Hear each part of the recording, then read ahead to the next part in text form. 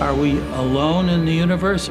Are there other civilizations out in the universe that could be like us? Did they come to visit us? Are they trying to visit us? Is there a God? These are all the questions that haunted me all of my life. I was fascinated by a brilliant author named Zecharia Sitchin. I felt within the story that Sitchin was writing were the answers that I was looking for. Sitchin was a biblical scholar. He taught himself how to translate cuneiform, the first written language on our planet. The cuneiform tablets were discovered in the 1830s in the sands of Iraq.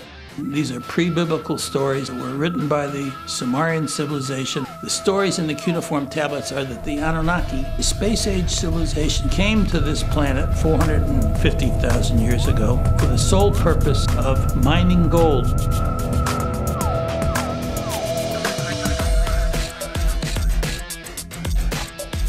Because of their atomic wars, according to the cuneiform stories, they needed the gold to seed the ozone leak in the atmosphere of their planet. The gold was then flaked into powder and put up into the atmosphere to reflect the sun. They didn't have much gold on their planet, and for 200,000 years mined our gold for the survival of their planet. According to the cuneiform tablet stories, there was a genetic engineering experiment done by the Anunnaki with a species that was here on the planet before us called Homo erectus. We actually were jump-started. They did a process that created our species as a primitive worker to mine gold.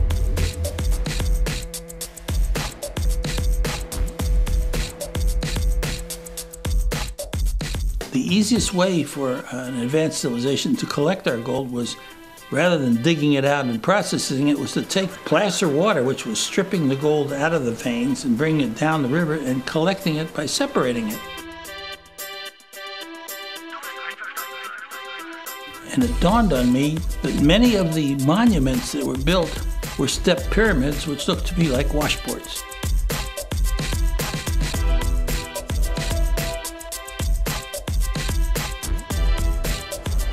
In a very short period of time, I discovered there was placer water in those areas and that the water could be pumped up on the top of these pyramids and cascading over the sides would bump the gold out, and they were, in effect, gold mining structures.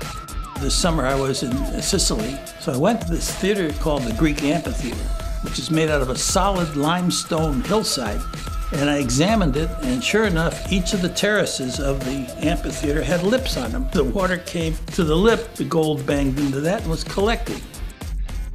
And I discovered over 14 different major iconic archaeological sites. These are all potential washboard gold mining icons that were built in difficult places with advanced engineering skills. The Great Pyramid of Giza has been a puzzle for hundreds and hundreds of years. My washboard gold mining theory fits perfectly into that complex. I think I've solved the problem. There are people, particularly those in the scientific community, frankly called me a woo-woo. To those who don't understand, woo-woo, that's off the wall. Somebody that's kind of lost his marbles. But that doesn't bother me. The scientific community in the United States is funded by the federal government. The fear of losing your funding is part of the impetus that prevents many in the scientific community from coming right out and saying, well, you know, this is what we know and this is what we believe. Sitchin had many people who said he didn't translate it properly. Words didn't say what he said they were. The mainstream archaeological community is unwilling to accept Sitchin's theories, which I support. They've got a huge investment in what they've already said.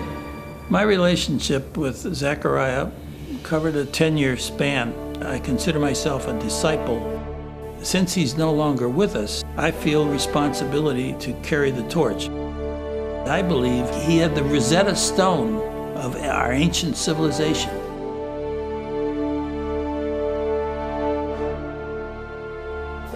I think that's why these icons were built. And I'm challenging the scientific community to prove me wrong.